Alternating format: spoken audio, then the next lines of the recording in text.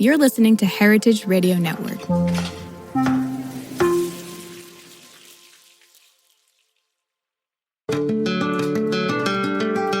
This episode is brought to you by Visit Ithaca, where great minds meet the great outdoors. Check them out at visitithaca.com. Ithaca is known for outstanding dining and local cider, wine, and beer. And here's a quick word from one of these great local businesses. My name is Steve Seelan from South Hill Cider. So I started making cider about 20 years ago, and I made cider exclusively from wild apples for the first 10 years. And then around 2014, I decided to plant some actual cider apples in an orchard to start cider production just like a small winery. We have a tasting room. You can see the orchard, you can see the valley, and we pour tastings of our ciders. We have about 20 different ciders that we make. So there are beautiful hiking trails and gorges and waterfalls all over this area. And in fact, we're located right on the Finger Lakes Trail, where in 15 minutes you can walk down to a 140-foot waterfall that's on a land trust property. If you're looking for a weekend away, you can't do much better than Ithaca. Check out visitithaca.com for more information and get to where great minds meet the great outdoors.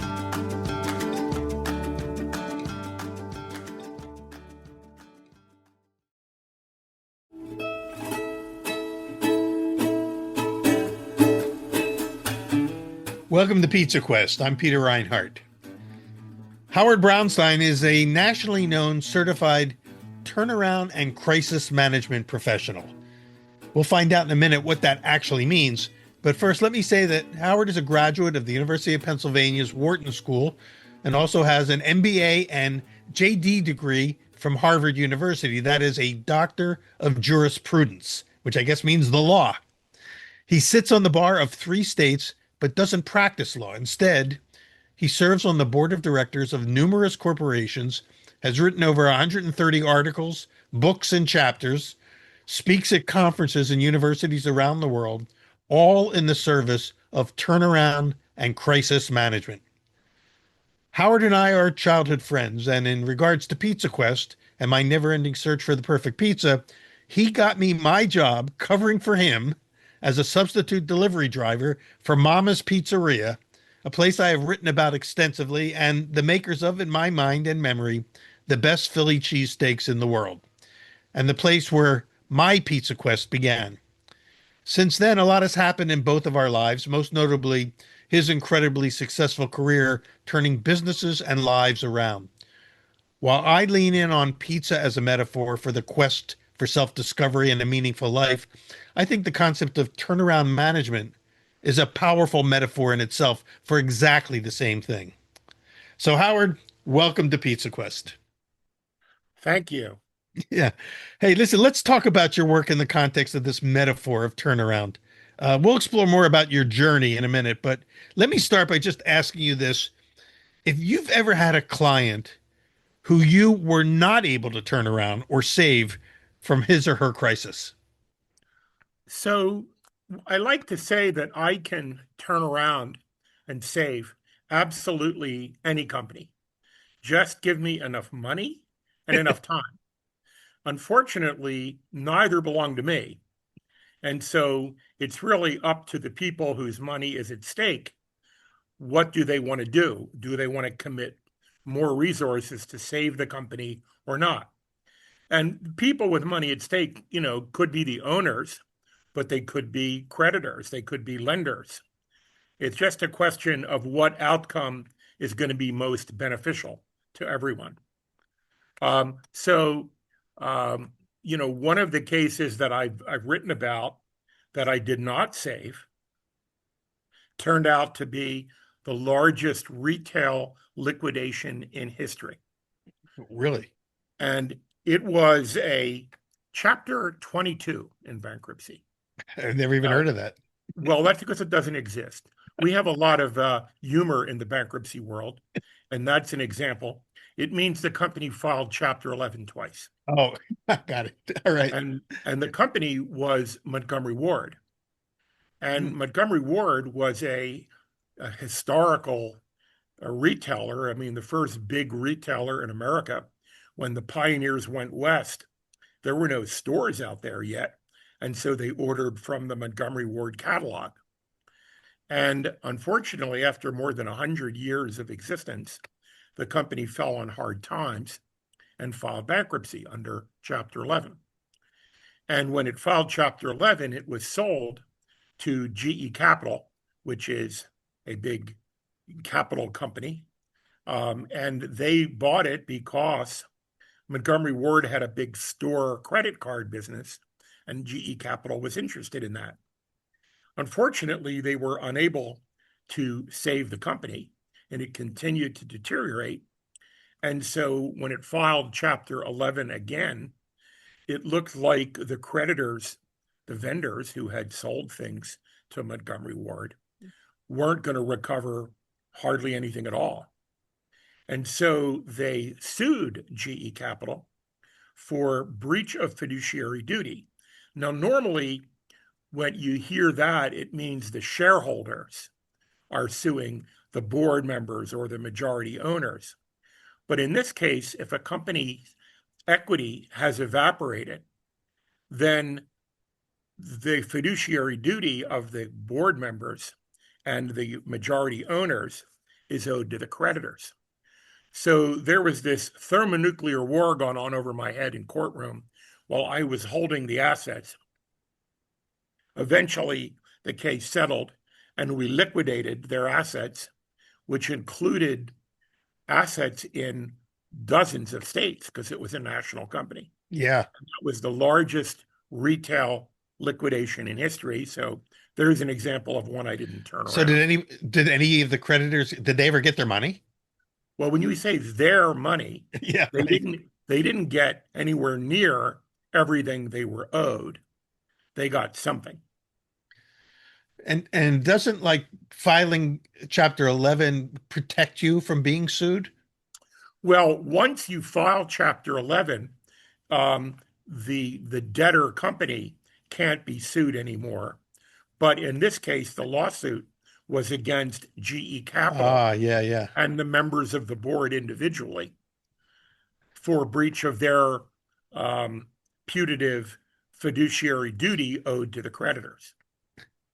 So board members can the creditors can go after board members and directly for money. Is that what you're saying? Only when the company is in what we call the zone of insolvency.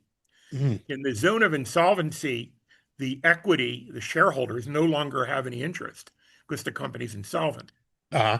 And so then the duty shifts to the creditors. And that's when they can sue the Wow. board. It can get pretty, it sounds really complicated. And in this Yep. case, you're dealing with a huge corporation, which to us, the lay people that are kind of watching this story in the newspaper or whatever, is they're nameless, faceless people. But a Right. lot of the people that you deal with, and in my conversations with you over the years, um, you deal with people, with families, with sometimes heartbreaking stories of companies that maybe third generation that somehow got screwed up by bad management or this or that, and they ask you to come in and rescue us. It's kind of like you're the like the guy on TV rescue 911 or something.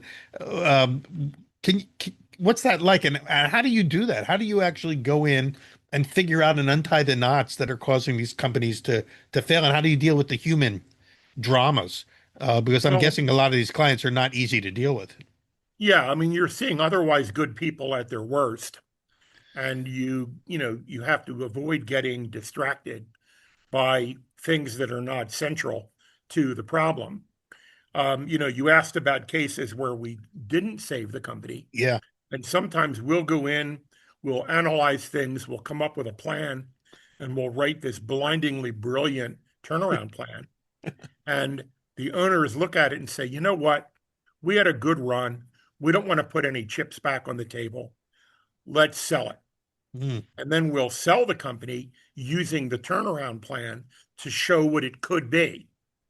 And there's plenty of money out there, private equity firms and others. They all have too much money and can't find enough deals. And so they're willing to look and see whether it's something they want to take a chance on. And then it's a matter of negotiating a price to see how much money we can get for the stakeholders, which start with the bank and the creditors, but there might be money for the owners. You said what it's like dealing with the people. I mean, you have to, as I like to say, focus on the donut, not the hole. It's easy to get distracted among all the things that are bothering people they're upset about. But many years ago, I was in the Air Force, and I was originally trained as a medical corpsman before I became an officer. And you learn triage. If a patient presents with a sprained ankle and personality problems, and oh yeah, they're bleeding from the neck, Yeah. you better treat the bleeding, or the other things aren't going to matter. Yeah. Save the So baby. Yeah. Yeah, so you triage, and that for businesses normally means focusing on cash. If they run out of cash, they're not going to be able to pay rent. They're not going to be able to meet payroll. Even if they have value, if the value isn't liquid, then you can't use it. So you've got to come up with a solution that takes all of that into account. So this whole concept of turnaround, and you want to get back to that sort of idea of the turnaround in the big picture, not only what it is literally, but sort of what it can represent, is a relatively new concept. I mean, if I understand from the things that you sent me about the history of it, it kind of started in the 70s, in the 1970s. It didn't previously No, exist. It wasn't being taught in colleges. You didn't study it at Penn or at Harvard, right? no, and it was actually later than that. It started in the late 80s, early 90s. And the overarching force in all of this are banks. Banks are very heavily regulated, and there's a whole mentality at banks, and I know them well from dealing with them for 30 plus years. Plus, I've served on the board of a bank, and I've served on the board of a finance company, and their mentality is really unique among businesses. If if you get audited by the IRS and you think that the auditor was unfair to you, you can challenge the audit on a line item basis and leave alone the things you got away with or that you can live with. But when a bank gets examined by the bank regulators, and regulators require the bank to make changes, take reserves on certain loans, etc., they can only challenge it globally, which never happens. So as a result, they will tend to mark things down, take reserves in advance of the regulators at greater amounts than they're probably going to be required to show the regulator they got religion. I call that regulatory arbitrage. And as a result, they're the ones driving the process. So they have a company that's in default. And back in the late 80s, beginning early 90s, their only solution, other than to lend or not lend or enforce their rights and remedies under the lending agreement, would be to send in these accounting-oriented specialists to figure things out. The trouble is that, one, they were only accounting-oriented, not operationally oriented. And number two, they cannot tell the company what to do. They can only lend or not lend. If they start giving advice to the company and the company takes it and it doesn't work out, the company and the creditors can sue the bank for lender liability. So when bankers go to baby banker school and learn how to be bankers, they're told, do not tell companies, your borrowers, how to run their businesses. Interesting. The most you can do is tell them to get help. And that's what started happening in the early 90s. Banks realized they needed more than these accounting folks that worked for the bank. They were limited in what they could do or say. So they started insisting that the borrower hire its own help. They might give them a list of companies, but hire anyone reasonable. And so there emerged a new profession called turnaround management. And that's the time frame, late 80s, early 90s. So were you in on that from like the beginning of the emergence of that I was. Yeah. I was. There arose an organization called the Turnaround Management Association, which was the professional organization of people who did this work. when they created a certification program in the early 90s, I was among the first that did it. And it's now a big and well-recognized profession, and there are some very big firms involved in it. So you essentially you helped create, you and others who were in the early days, create this approach to saving businesses. Well, yeah, I helped in the early days of development. I mean, it came into existence and I heard about it and got involved, but it was relatively new and it has evolved a lot. And, today it's well recognized, and banks routinely will hand a borrower a list of 3 to 5 companies and say, get help or else. So, but and as usual, it always comes down to money then, because back in the end, it's if you don't have the money to pull off the turnaround, you got to get the money, and the banks aren't going to give you the money if you're not showing good faith and trying to do the right thing. Right. So if you need more money, there may be non-bank lenders out there, finance companies that will lend. There may be investors who are willing to invest in a distressed deal and put money in that way. If it's owner operated, the owner may have some personal funds that they're willing to commit. But it just depends on the situation. When you were in school, I mean, you had an interesting academic path in that you started out at a business college at Penn, and then ended up doing graduate work at Harvard, both in business. You got an MBA, but also a legal degree, a jurisprudence degree. How did you see any of this, and how did you see these choices that you were making?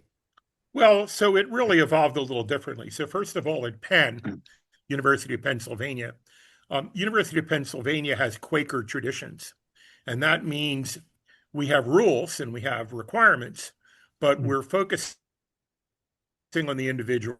And so if you have another way you want to meet the rules and requirements, and you're not just trying to make it easier, we will listen. We may not do it, but we'll give you a fair listen. So I was able at University of Pennsylvania to get actually 2 degrees, one in business, one in history, and do 3 majors and do it all less than 3 years. Just because they let me count this for that and that for this and gave me credit for something else. They were just open-minded. Wow, that's kind of nice. So you design a path for yourself. Yeah, very much so. And as I say, at Penn, being a Quaker school, you can do that. Huh. And then I actually originally just went to law school, and I knew that Harvard had a business school, but I never imagined going because I'd been to Wharton already. I had a business degree, but in the law school, you're organized into sections, and within your section, you have a study group. And my roommate, with whom I'm still friendly, had his study group would meet in our room, and one of his study group members was a guy whose father had been governor of Michigan, had been in Nixon's cabinet, and had been president of American Motors. And this classmate was Mitt Romney, who later became governor of Massachusetts and then a senator in Utah. And a candidate for president. which is very unique. To be a high elected position in 2 different states is pretty rare. And Mitt was a great guy, and he was in this joint program with the law and the business school. And I thought, oh, that's pretty cool. So I went across the river to the business school, and they said, yeah, we'll take you. And so in my second year, instead of going to my second year law school, I then did the first year of business school.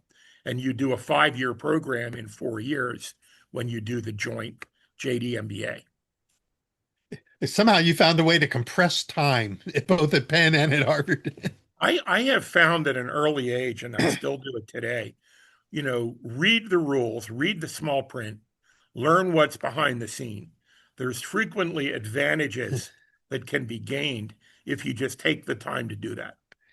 We've talked about this in the past, and I think it's fascinating that so much of how you navigated both that Vietnam era when you had a high draft number and things like that, all, kind of came down to the fact that you read the rule book and you were able to kind of understand it and then take it back to the powers that be and say, listen, if I understand this correctly, I should be able to do this, this, and this. And they let you. Is that a fair assessment? Exactly. You just, take the time to learn everything and find out what is not on the first page, but might be on page 12. And you may find that there are ways to do things. And you're right, I had a very low draft number and I was getting ready to graduate college in 3 years. I was entitled to 4 years of deferment, but I'd worked so hard to get out early, but I would have been drafted 10 seconds after I graduated. Yeah. Because I had such a low draft number. I could have run away. A lot of people became conscientious objectors, or I could enlist. And because if you enlist, if you're drafted, you go in the Army and you're probably going to Vietnam. Yeah. If you enlist, there's a lot of options. There's the Navy, there's the Marines, there's the Air Force. You can enlist in the Army. And I found a recruiting sergeant in the Air Force who was willing to show me every training that he was recruiting for and the date you went away. And, I picked the one that seemed the most useful, which was medical corpsman, which I thought could come in handy someday. I'd actually wanted to be a doctor at one point in my life. I'd gotten accepted to a program at Penn State where you graduated high school in June. That July, you entered Penn State. And then 15 months later, you entered Jefferson Medical School. Wow. And in 5 years total, you're an MD. And I was accepted. I had my $50 deposit paid, but my brother was in medical school and he never came out of his bedroom. And I thought, I don't know. So I opted not to go the medical route, but I'd always had an interest in it. So I became a medical corpsman in the Air Force. And the trouble was that my training wasn't due to release me until the first week in October. Meanwhile, I got into Harvard Law School. I called the dean and I said, hey, I'm in the service. I'm out early October. Can I show up then? He said, no, but we'll hold your place another year. And I thought, another year? God, I'm already 20. Yeah. So the way the medical corpsman training worked, 1 week, every week was a unit of training, and every Friday you could take an exam. If you passed it, you went on to the next week. If you failed it, you repeated the week. Well, they didn't want people to fail, so it wasn't all that hard. And so I found out that the commander of the school that I was learning in was a nurse. She was a major. I forget if she had some connection to Penn or Philadelphia. I don't know if I'm imagining that. But I went to see her. I did my fancy salute the way they taught us. And I said, Major, wouldn't it be great if we could show the Air Force how fast we could train medical corpsmen? Let me take the test when I'm ready. She said, terrific. We'll call it Operation Roadrunner. And so I actually plastered a comic book with the Roadrunner on it on my briefcase. And she assigned me a teacher. And I took the exams when I was ready. And I was done by the end of July. In other words, you were able to accelerate taking the exam, so you didn't have to wait a whole week. Yeah. Another example of reading the small print and inquiring. Got back to my unit and I said, hey, I want to get out before around Labor Day so I can go to law school. They said, great, if you'll volunteer, that's a bad word in the military. Yeah. If you'll volunteer for a month of temporary duty at Andrews Air Force Base in Washington, which is where Air Force One stays, where they need help in the hospital, we'll let you out Labor Day. So I went down to Washington, worked for a month in the hospital, came back and headed up to Harvard. So basically you didn't have to wait, and you were able to accelerate everything and then get in, before the door shut. Right. Exactly. And so that, and then while at Harvard is where I started my board career. The bookstore at Harvard is a small department store. You can buy your books, but you can buy furniture, you can buy clothing, you can buy gifts. Oh yeah, the Harvard Coop, right? Yeah, Coop means co-op. The co-op, yeah. It's a Harvard Cooperative Society, which means that if you're a student, for $1 you join, and if you're faculty or employee, you join for $1. And then at the end of the year, if they made a profit, they rebate money to everybody according to how much money you spent. And I heard that the board was faculty and students, So I stood outside the gym, collected signatures, got on the board, and oh my God, we had real problems. That rebate to members was vanishing, and we had to replace management. There was a nut on the board that was running to the Boston Globe telling them that the fur liners on the parkas we sold were an endangered species. Totally false. And I'm sitting next to a professor in the boardroom who taught corporate governance in the law school. And I never looked back. I've been working on boards ever since. Yeah, so that's another piece of your puzzle that you've put Right. together and your journey is that in addition to doing turnaround management, you sit on a number of boards as almost like a parallel career to your work as Exactly. And I've been doing it for 50 years.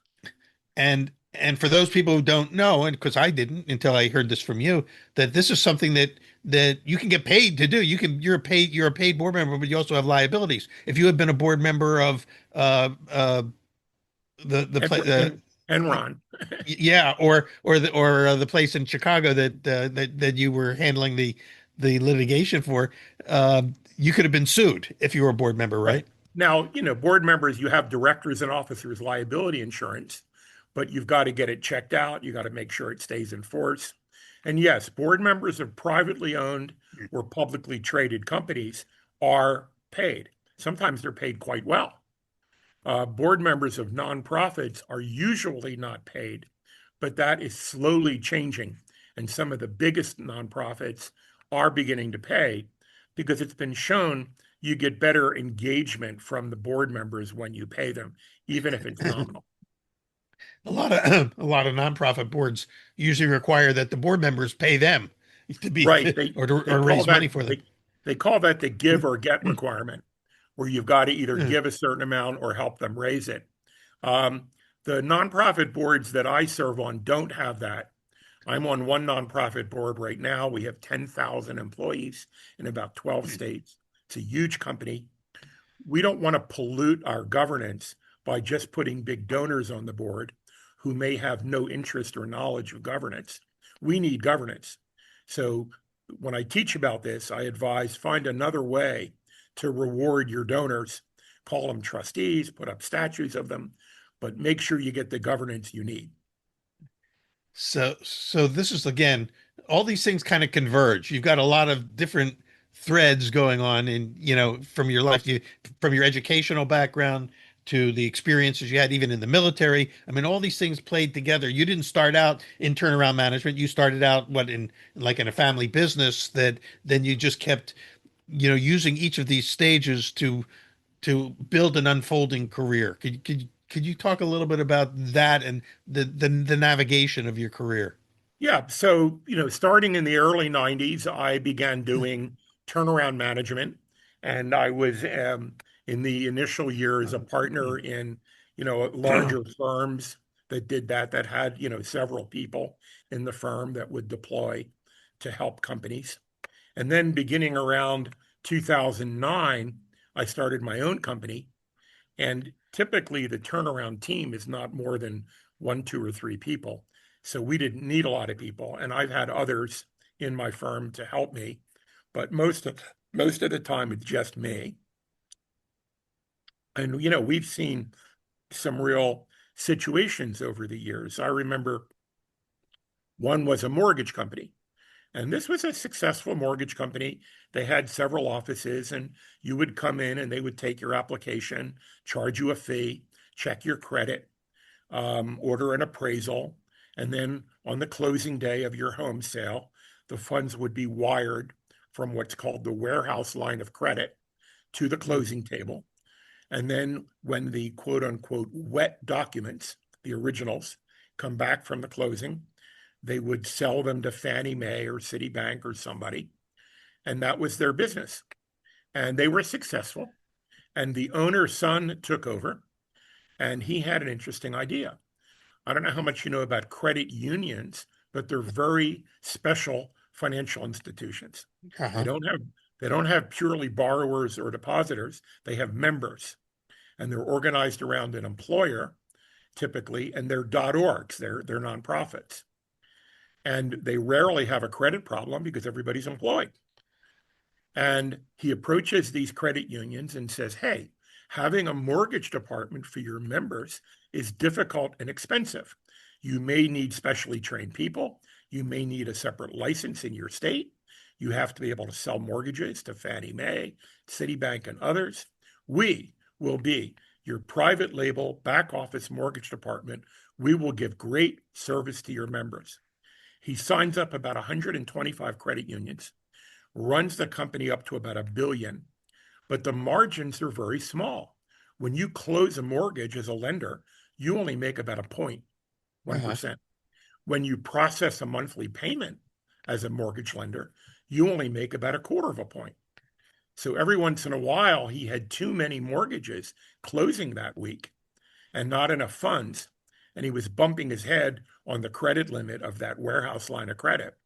So on those occasions, he would tap himself on the shoulder and name himself an assistant vice president of this or that credit union. He would then forge a document called an allonge that you use to sell a mortgage to Fannie Mae. And he would take mortgages that he was supposed to hold for the credit union and service for them and sell them to Fannie Mae. Now he'd been paid twice. So he had plenty of money. He'd close the mortgages, and then he'd go to Fannie Mae and go, oh, look, the homeowner paid it off. Here's your money back. And this goes on for years, $1 million here, $1 million there. Nobody's really auditing him, least of all Fannie Mae. I heard a story that one time one of the managers from his accounting auditor firm got a little too close to the server he kept with the other set of books. And he called the partner in the auditing firm and said, hey, your guy is harassing the women. I want him out of here. Oh. Now, the owner thought that was pretty strange because he was pretty sure that guy was gay. But he couldn't do that. The partner in the firm couldn't say that. So he yanked him out of there. But then around 2008 or 9, this young owner decided what he really was a stock market genius. And he plunged into the market right in advance of the great crash. Oh, boy. And one day, in one of his branch offices, there was a manager who was getting accused of garden variety mortgage fraud, where he was going to fudge the application for an applicant so that it would get approved so that he'd make his fee. And he gets caught. And he goes, wait, I may have something bigger for you. Yeah. And so one day, a bunch of Ford Explorers pull up in front of the headquarters of this company with beefy guys and blue windbreakers and gold letters on the back. They storm the building, tell everybody, step away from your phones, don't touch your computers. People are sobbing. They think there's a bomb. Where's the guy? He got raided at home that morning and has already checked himself into rehab to start building a diminished mental capacity defense. Oh, boy. I show up that afternoon, and I'm greeted by a lawyer from a big law firm in New Jersey that I know. He introduces me to the guy that he shared an office with at the Department of Justice, who's still there, who introduces me to Special Agent so-and-so of the FBI. And over here, we have the Treasury Department Inspector General. Over here, we have Housing and Urban Development because it's Fannie Mae. And let's not forget our friends over here from, I forget what other department. And they look at me and go, who the hell are you? What's a chief restructuring officer, which was my role? And why don't we just put yellow tape around this building and indict the company? Uh-huh. And I look at these guys like they're going to eat me for lunch. And I say, gentlemen, I'm not a government official. I would never presume to tell you your duty. What I do know, I've been here 1 hour. This company has about 1,000 mortgages committed to close in the next 60 or 90 days. Each one is a family somewhere in America with a deposit paid on a home. If this crashes and burns, they all default. And at that point, you guys are on the 6 o'clock national news, and not in a good way. Alternatively, you could stay in this room. Nothing leaves the building. Let me see if I can bring it down for a soft landing. So they let me do that. And we were able to move all the pending mortgages to other lenders. The credit unions are all freaked out because they never have a single problem. And now they got this mess. The guy pleads guilty to 12 and a half to 20. and I get a call from his lawyer. He wants to meet with me so that when he comes up for sentencing, they can truthfully say that he cooperated. Now, I've been sitting in his office at his desk. I pull out the drawers. His stuff is in the drawers. On the wall is a picture of his 17-year-old daughter jumping over a fence on a horse. And he's not going to see her second kid born. And she's not married. And I meet with this guy, and it's like looking into a coffin. And inevitably, I ask, all right, so how did all this begin? And like so many other cases I've been in, he says, one day he was in a situation, he put one toe over the line and looked up at heaven, and lightning didn't strike him. And then he does it again and Yeah. again. Yeah. It becomes a way of life. Yeah. He ultimately got 14 years. He got out not that long ago. And that was one of my cases. Wow. Boy, that's that all kind of is part of that, pardon me, the Big Short. That sounds like you're that book and movie that was all about that kind of, I guess, was the trigger for the big Yeah, crash. it was one of the big cases, definitely. And, so that's the world I live in. You hear all sorts of things. You go into a company that you've been referred to, and you're meeting with the owners, and you say, "Oh, so how are you doing with your vendors, with the trade?" And they go, "Okay, we're about 30 days late, but we know them all a long time, and they're working with us." And they hand me the accounts payables aging report that they give the bank. And I look at it, and it goes, "Yeah, it's about 30 days late." I see some concentration on here. You have some big vendors. Can I just see the detail? They go, "Sure." And they hand me the ledgers for each of those vendors. Invoice payment, about 30 days late. I go, "Great. You know what? Can I just look at the bank statements for those months?" Oh, so unless you're mailing these checks to the planet Neptune, why are they taking 3.5 weeks to clear? Which drawer are you putting them in? Uh-huh. Because you don't have the cash to cover the check. But meanwhile, you've relieved payables on your accounting records as if you paid. And then you gave a knowingly false payables aging report to a regulated bank. Do I have that right? That's called bank fraud. So you've just had a heart attack, but fortunately, you've had it in the emergency room. I'm already here. So here's what we're going to do. And you are no longer signing checks. You, and you are now signing checks, but it takes two of you. And I'm informing the bank of all this.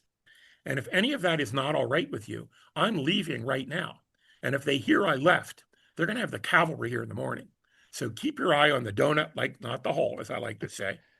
And we can get you out of this. They're going to report you for bank fraud. But if we pay them back in full, they're going to mail in their report. If we don't pay them back in full, they're going to go jump on some government official's desk.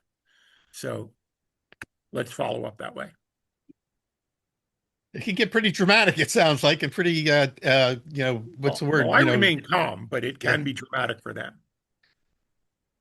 Well, you've been doing it a long time now, and again, bringing all these pieces together. But let me ask you this: going back to the beginning and looking back at sort of what's been driving you and motivating you. I was talking about Pizza Quest as sort of like the pizza being the metaphor for my search for purpose and meaning. What would you say is driving you? What is it, if turnaround is in a sense the metaphor of who you are? Well, what is it that has driven you over all these years to be able to kind of connect the dots in Well, creating a I feel meaningful like, life? sure. I mean, I feel like I'm able to make a difference. I'm dealing with people that are in situations, and it's not getting better. I pray for a company in trouble someday that makes good red Zinfandel wine, because then time will be my friend. The longer I take, the better it gets. Right. I haven't had that one yet. So everything is under a pressure of urgency, and it's challenging and it's interesting. I get to use all my legal and business skills. I don't practice law, I don't give legal advice, but my knowledge of the law and how it works helps a Yeah. lot. It's kind of like And reading the book before, reading the guidebook before you. yeah, yeah. Yeah. And I mean, I'm sometimes I'm in court, And I've been called by my first name on the record by the judge about 12 times, and nothing's going on. They're just very collegial. We all know each other. The bankruptcy community is extremely tight. All these bankruptcy judges were, were practicing lawyers before they went on the bench. So we all know each other. And, the idea is to get something done. And what about your board work? What kind of, how does that fit into this bigger Well, picture? unsurprisingly, the board roles that find their way to me have something going on. They're not meet once a quarter, play golf, and have dinner. They're a mess. And I don't mind a mess because for me, a mess is another day at work. It's opportunity. Right. Yeah. So, I probably get the board opportunities that other people turn down. There's a process in public companies called shareholder activism. And what that is are these investors who buy into a company with the purpose of agitating for some change that they think is going to make the stock go up. The most famous activist is probably Carl Icahn. But when these activists get involved in the stock, it's frequently very disruptive because they're purposely very provocative. They're trying to attract attention of the press and show off for their investors. And that can cause the company and the board to become very defensive and circle the wagons. And that's not healthy.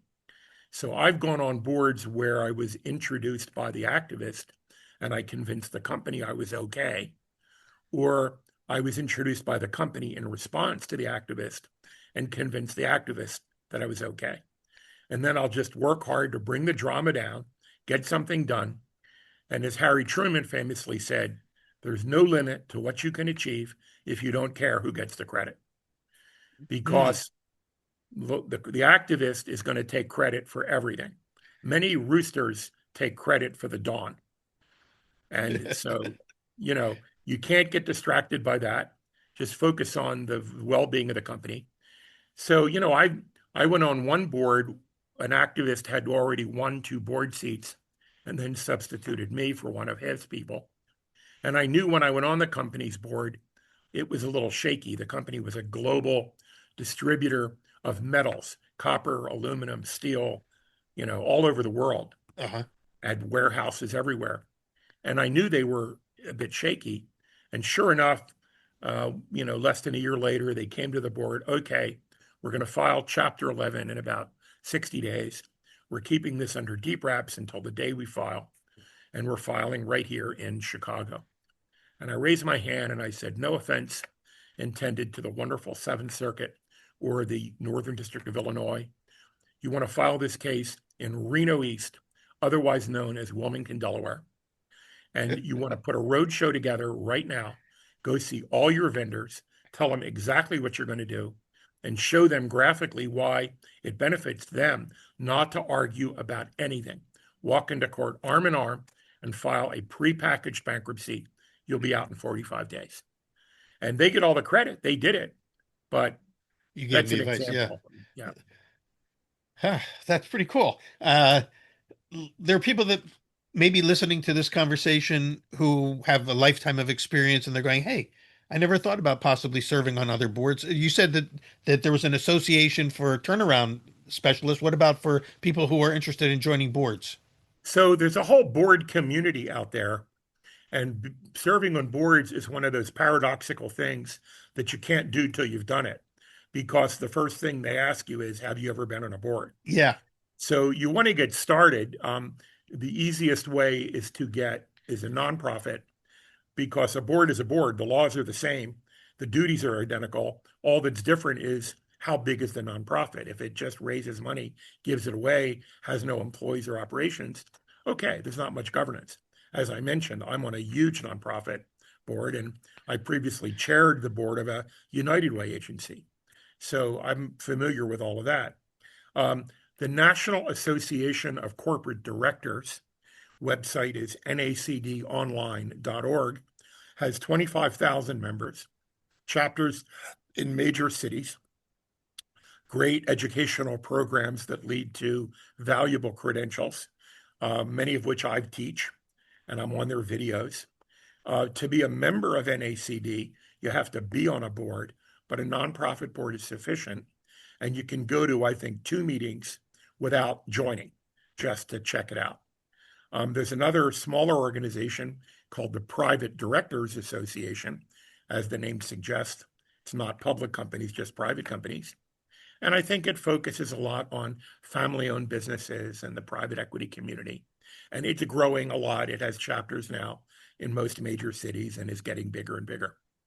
Those are two of the good organizations. Do these organizations provide training for people who to onboard them into the process itself of how to be a good, effective board member? They have a lot of educational programs, and there's another one I do a monthly webinar for called Women in the Boardroom, Oh, and they focus on improving board diversity because it's been shown academically that companies with diverse boards perform better.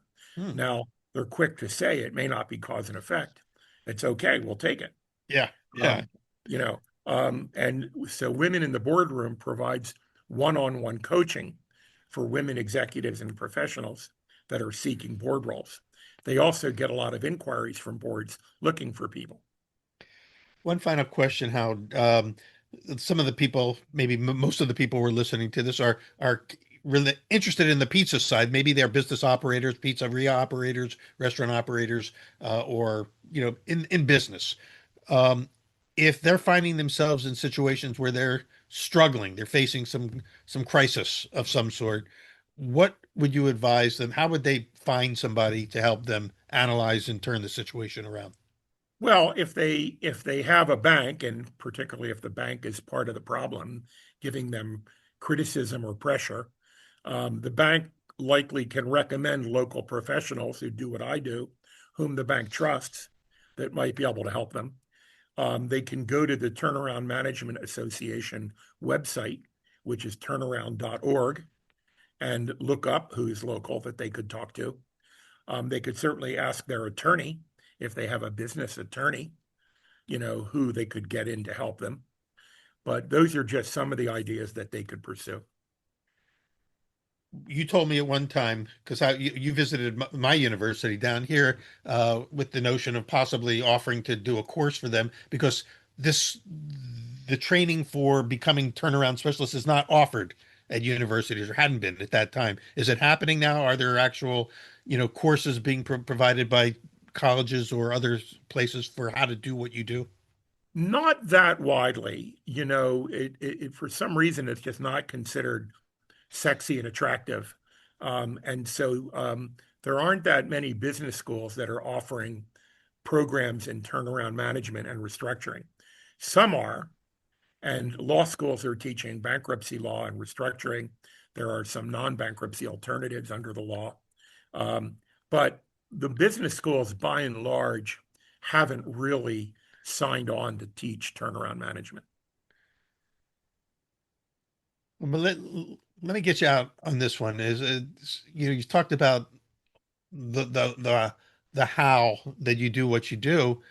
Um, what would you say for you has been the most important takeaway in terms of the why you do what you do? What have you gotten out of your career that has given your life meaning and purpose? Well, you get to make a difference. I mean, there's nothing wrong with working for a huge company, and like many people do, but it may be harder to measure what impact you've had. In what I do, I'm able to see firsthand the results of what I do, and that's very enjoyable, and I like that. It's interesting. Every day is different. You frequently have to pay attention to what is not obvious. You got to use your nose as well as your brain. Um, and you get to use a whole range of skills, including, calculating and things like that, but also, verbalizing and convincing and strategizing. It's a wide-ranging set of skills you need. If people want to follow up with you, or maybe watch maybe any kind of presentations you've made, do you have a presence on like YouTube or anything like that? Or I don't have a presence on YouTube. I mean, my articles are generally available. And if anybody wants to reach out for me, we have a website, brownsteincorp.com. there you go. Um, but I don't have a YouTube site, and I have not done a lot of live programs like this. Yeah. Well, it's good that at least if anybody wants to follow up and get more information on either for your own need or for your interest in possibly pursuing similar course, or basically for me, one of the most exciting things and why I always love getting together with you and talking is hearing the stories of how you connect the dots between the different life experiences that you have to open the way for the next step, whatever the next thing is, and to make something happen. I think one time you described yourself to me as somebody who can go into a chaotic situation and fix it and make it happen. You're a fixer. What can I say? You're a fixer. So, I find that to be totally fascinating, but also the amount of joy that you get from being able to, as you say, make a difference. I think if I had to say there was one driving term that kind of explains why you do what you do is because you like making a difference. Yep, I do. So thanks for that. And I'll be continuing. I'll be seeing you soon. And when we get together, I'll try to catch up on any other new adventures that you've had since the last time that we got together. But I want to thank you for coming on Pizza Quest and sharing your story with our followers and listeners. And Howard Brownstein, thanks for being on Pizza Quest. And thank all of you who are listening and watching for joining us today. Join us next time for another episode of Pizza Quest. Thanks. Pizza Quest with Peter Reinhardt is powered by Simplecast. Thanks for listening to Heritage Radio Network, food radio supported by you. Keep in touch at heritageradionetwork.org/subscribe.